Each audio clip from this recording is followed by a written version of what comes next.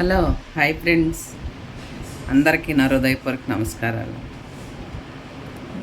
నాకు జుట్టు కొద్దిగా ఉంది ఫ్రెండ్స్, కానీ నేను రోజు దాన్ని నాకు ఇష్టం వచ్చినట్టు రకరకాలుగా నేను వేసుకుంటా ఉంటున్నా వీడియోస్లో. ఎందుకు కావచ్చు ఫ్రెండ్స్, ఎలా అందంగా ఉంటే అలా వేసుకుంటున్నా.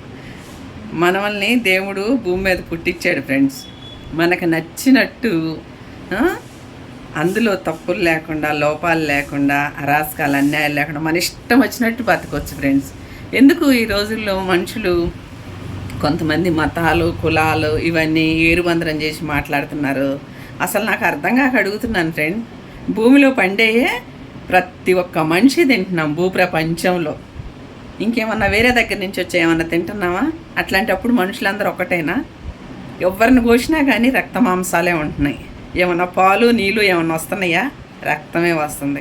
అలాగే ఈ భూమి మీద ఉన్న నిప్పు, నీరు, గాలి, ప్రకృతి ఇదే అందరం వాడుతున్నప్పుడు ఈ కులాల గురించి మీకెందుకు ఫ్రెండ్స్? తిన్నది అరగక కాకపోతే ఎవడో వచ్చి ఏదో మాట్లాడతాడు. క్రిస్టియన్స్ కరెక్ట్ కాదంటాడు, హిందూ కరెక్ట్ కాదంటాడు, ముస్లిమ్స్ అసలు ఏమన్నా మైండ్ పనిచేస్తుందా ఫ్రెండ్స్? ఎవరికైనా కానీ కొంతమందినే అడుగుతున్నాను, ఇది అవసరమా? ఎందుకు మీరు గొడవలు పెడుతున్నారు?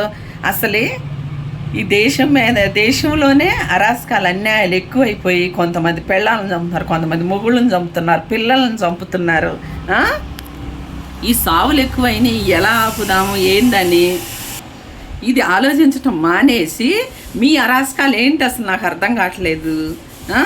ప్రార్థన కరెక్ట్ కాదంటారు కొంతమంది పూజ కరెక్ట్ కాదంటారు, కొంతమంది అల్లా చదువు. ఏది కరెక్ట్ మరి? ఏది కరెక్టు? ఎవరి మనస్సుకి ఏది నచ్చితే అదే కరెక్టు. జంతువులకే వాటికి స్వేచ్ఛ ఉందో తెలుసా? ఇష్టం వచ్చినట్టు తిరుగుతాయి, ఏది పడితే అది తింటాయి, ఎలా పడితే అలా ఉంటాయి. మనుషులకి స్వేచ్ఛ లేదా ఫ్రెండ్స్? అసలు తెలివుండే మాట్లాడుతున్నారా? నాకు అర్థం కావట్లేదు. ఐఎమ్ సారీ, తెలివుండే మాట్లాడుతున్నా.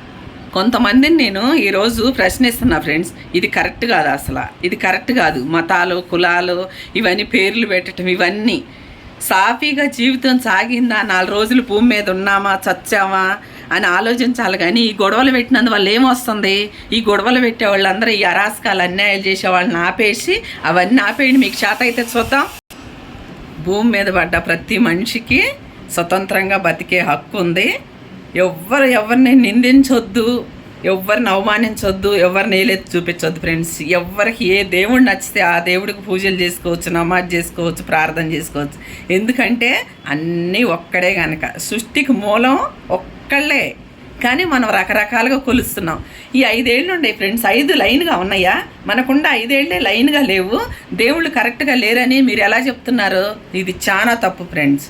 దేవుడు మనకిచ్చిన కాలాన్ని మనం చక్కగా సద్వినియోగం చేసుకొని హాయిగా బతికి, హాయిగా తిని సంతోషించి చచ్చిపోవటమే. కానీ ఈ కులాలు, మతాలు గురించి గొడవలు పెట్టబాకండి ఫ్రెండ్స్, దయచేసి చెప్తున్నాను.